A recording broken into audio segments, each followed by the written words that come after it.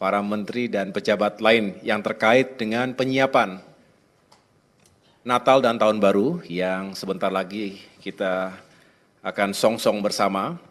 Yang jelas seperti tahun-tahun sebelumnya kita juga berupaya untuk mengantisipasi, mengidentifikasi berbagai tantangan atau permasalahan yang mungkin atau bisa dihadapi oleh masyarakat luas, terutama saudara-saudara kita yang akan melakukan mobilitas perjalanan di masa liburan Nataru yang kita prediksi akan mengalami peningkatan arus pergi, baik itu di hari-hari Natal maupun di Tahun Baru, maupun arus kembalinya. Kita berharap bahwa perjalanan bisa dirasakan dengan baik oleh seluruh anggota masyarakat, tentunya aman, selamat, dan nyaman.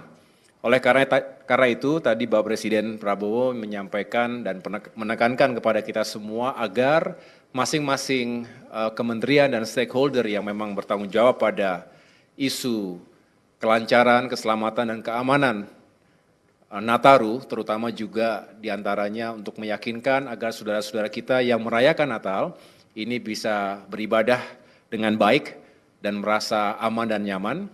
Tadi juga Bapak Kapolri memberikan penjelasan bahwa sudah dipersiapkan satuan termasuk personel Polri yang di backup nanti oleh personel TNI untuk bisa mengamankan berbagai lokasi, apakah itu rumah ibadah, kemudian juga rute-rute perjalanan yang digunakan oleh masyarakat luas. Dari Menteri Perhubungan tadi juga sudah menjelaskan, melaporkan bahwa berbagai moda transportasi, baik darat, laut, udara maupun kereta api, ini juga sudah dipersiapkan sarananya, termasuk prasarana pendukungnya, apakah bandara, dermaga, stasiun, terminal, dan lain sebagainya, ini benar-benar bisa mengakomodasi diperkirakan 110 juta masyarakat yang akan melakukan mobilitas, baik antar daerah maupun di dalam provinsi yang sama.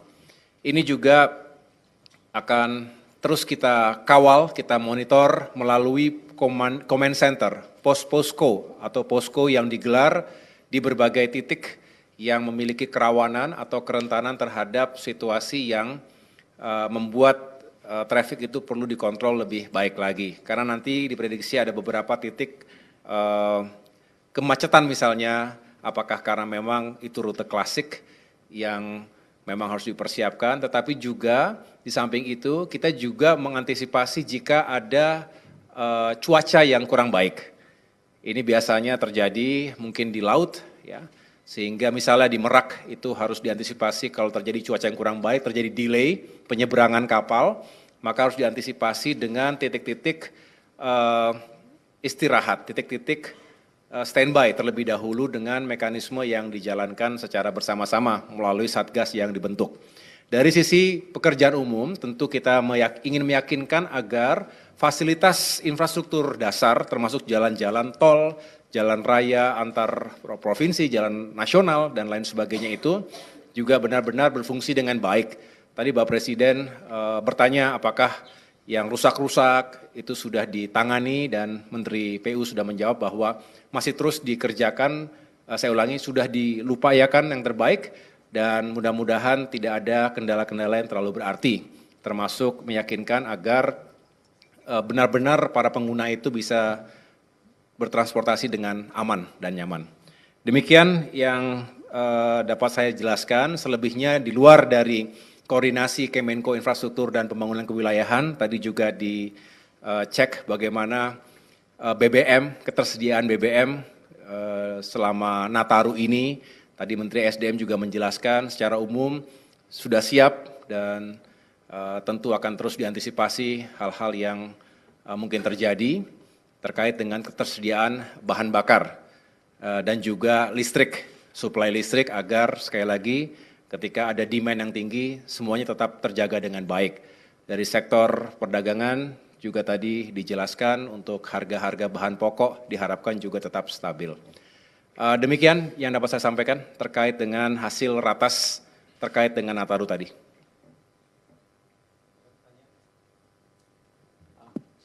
Terima kasih Pak. Saya Emir Pak dari CNBC. Sedikit aja Pak mau tanya terkait dengan tol yang difungsikan untuk saat Nataru nanti ada berapa dan di mana saja ya Pak? Terima kasih.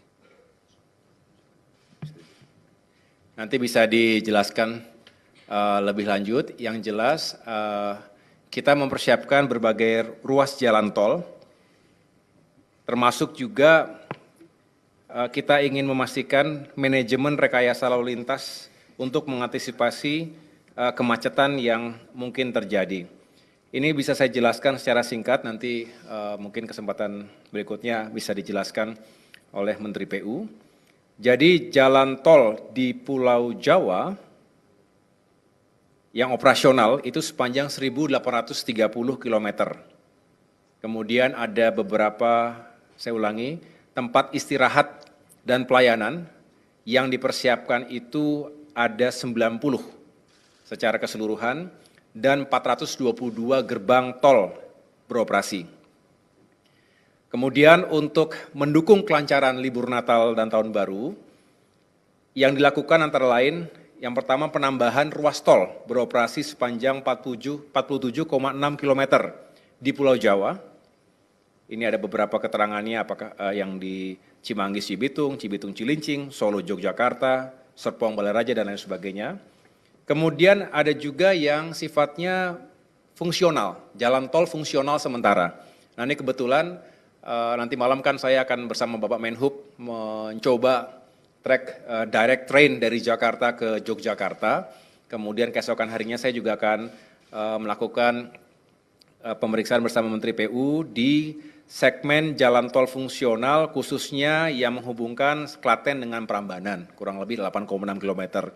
Karena ini sifatnya belum 100% sempurna, karena sifatnya fungsional, maka memang ada beberapa yang belum sangat optimal. Tetapi kami ingin memastikan bahwa walaupun belum 100% bisa dioperasionalkan dan masih sementara sifatnya, tetapi tetap kita utamakan keselamatan dan kenyamanan masyarakat pengguna jalan tol tersebut. Kemudian yang lain-lain adalah peningkatan kapasitas jalan tol, ya, termasuk untuk Jakarta Cikampek, di mana pengoperasian tambahan 1 lajur ruas Jakarta Cikampek dari 3 lajur menjadi 4 lajur pada sejumlah kilometer yang nanti bisa dijelaskan lebih rinci di kesempatan yang lain. Saya pikir itu jaringan jalan nasional non tol di Indonesia juga akan terus kita persiapkan sehingga masyarakat nanti bisa traveling dengan lebih baik lagi. Cukup? Baik.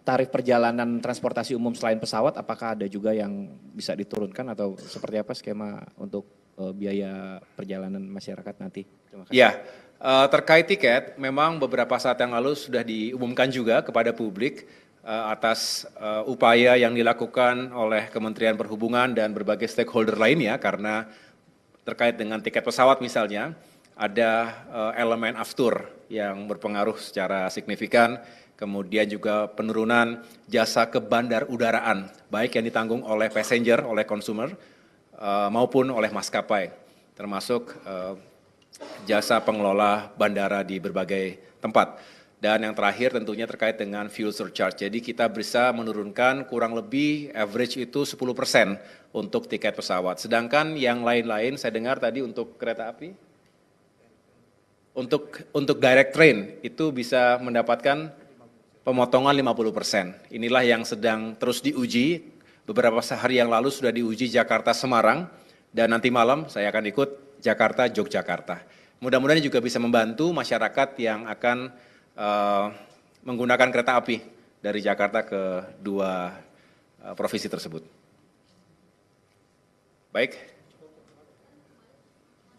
Mas Menteri, diperkirakan kan ada 110 juta masyarakat yang melakukan perjalanan. Apakah ini di breakdown misalnya berapa yang menggunakan transportasi darat, berapa yang laut dan udara? Dan antisipasinya akan seperti apa? Makasih. Sebetulnya tadi sudah dipaparkan kepada Bapak Presiden, nanti bisa diserahkan kopinya untuk datanya ya. Ada bisa diambil sebentar.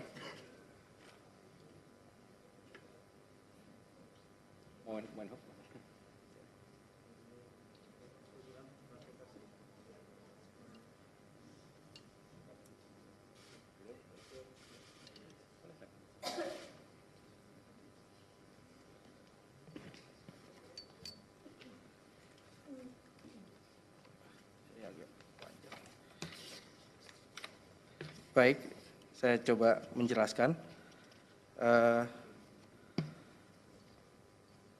Jumlah pemudik yang kami survei itu kurang lebih yang akan melakukan perjalanan adalah sebanyak 110,6 juta. Kami memang terdiri dari beberapa moda transportasi, diantaranya adalah moda transportasi udara yang masih tergolong banyak, sekitar 8,2 juta. Kemudian transportasi kereta api 6,8 juta. Penyeberangan, terminal atau ke darat itu 2,5 juta, penyeberangan 1,6 juta, dan pelabuhan 1,3 juta.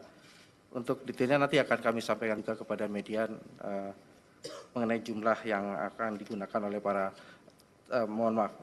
mengenai moda transportasi yang akan digunakan oleh para pemudik. Kurang lebih demikian untuk penjelasannya. Ada lagi? Silakan. Nanti bisa di share ya. Siap.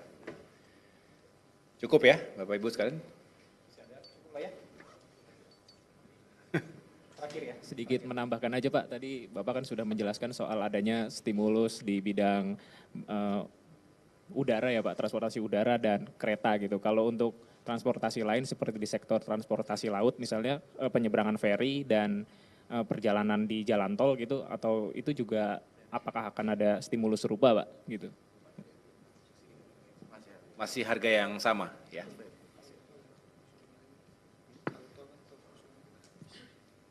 Tol fungsional gratis. Ada program-program kemarin juga kan, program-program yang Mudik gratis. ada beberapa program juga mudik gratis misalnya yang bisa diikuti oleh masyarakat dengan sejumlah rute yang bisa juga dijelaskan nanti pada kesempatan berikutnya oleh Menteri Perhubungan secara langsung. Oke, terima kasih teman-teman. Mudah-mudahan Nataru bisa berjalan dengan lancar dan kita semua diberikan keselamatan dalam melakukan perjalanan dan meningkatkan ekonomi secara bersamaan. Terima kasih. Wassalamualaikum warahmatullahi wabarakatuh.